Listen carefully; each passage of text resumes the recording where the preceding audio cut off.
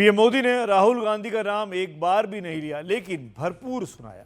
दूसरी तरफ उत्तर प्रदेश के मुख्यमंत्री योगी आदित्यनाथ ने अखिलेश यादव का नाम लेकर सुनाया। महाकुंभ में हादसे पर राजनीति के बाद अब साजिश के पन्ने जुड़ने लगे हैं। यूपी के सीएम योगी आदित्यनाथ ने कहा कि महाकुंभ में जो भगदड़ हुई वो साजिश का हिस्सा हो सकती है। वो साजिश का पता लगा रहे हैं और ऐसा करने वालों की इसकी कीमत चुकानी पड़ेगी।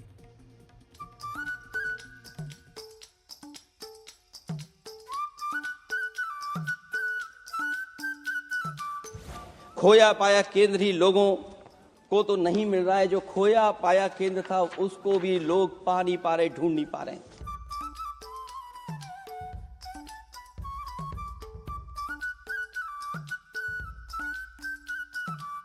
हजारों की संख्या में वहां पर अपनी जान दी है कुंभ मेला।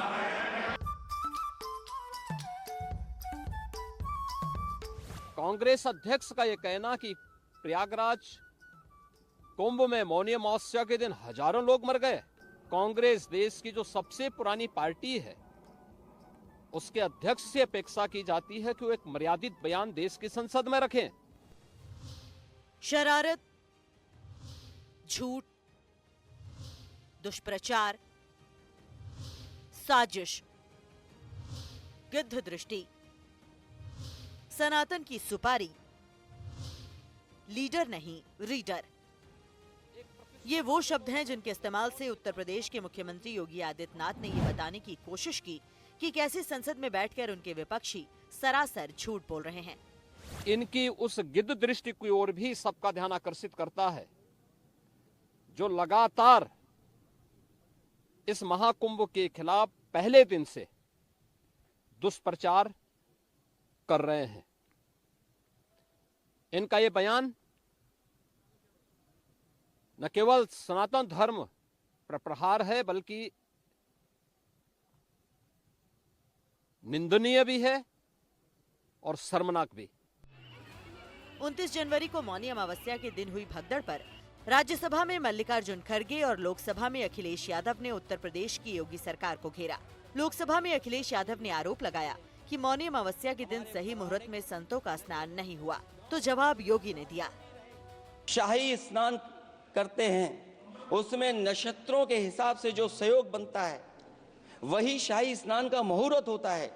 लेकिन भाजपा के राज में ये सनातन परंपरा टूट गई। पहले सरकार ने संत समाज को शाही स्नान रद्द करने का आदेश दिया, जिससे अनादिकाल की सनातन परंपरा टूटी। 12 बजे सो करके उठने वाले लोग हैं। कार्यालय स्टाफ जिस प्रकार का इन्हें नोट बना करके देता है, ये उस प्रकार का वक्तव्य बना करके सामने प्रस्तुत करते हैं और फिर उसके अनुसार उसको लीडर के रूप में नहीं बल्कि एक रीडर के रूप में सबके सामने उस वक्तव्य को पढ़ करके अपनी जगहंसाई करते हैं और राजनेताओं की भी जगहंसाई करते हैं। मंगलवार को भूटान नरेश ने संगम में स्नान किया। प्रधानमंत्री मोदी भी हैं, जो बुधवार को संगम पर पवित्र डुबकी लेंगे। पीएम मोदी सुबह 10 बजे प्रयागराज पहुंचेंगे। अरेल घाट से बोट से संगम तक पहुंचेंगे, जहां 11 बजे संगम में पवित्र डुबकी ले सकते हैं। मुख्यमंत्री योगी आदित्यनाथ के मुताबिक महाकुंभ में अब तक 38 करोड़ लोग स्नान कर चुके हैं। एक तरफ विपक्ष के तीर मुख्यमंत्री योगी की कोशिशों को छलनी कर रहे हैं, तो दूसरी तरफ प्रयागराज के साधु संत योगी की कोशिशों से बेहद खुश नजर आते हैं। और प्रयागराज कोई प्रयागराज नहीं था, मानो ऐसा लग रहा था जैसे एक बहुत बड़ी कंट्री बन गई हो।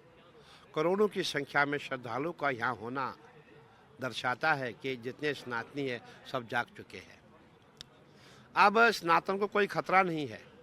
हमने यहाँ ऐसे ऐसे लोगों को देखा। मेरी माताएं, एक माता मेरी आई थी जिसकी 80 साल उसकी आयु थी, चला नहीं जा रहा था, बच्चे लेके आ गए।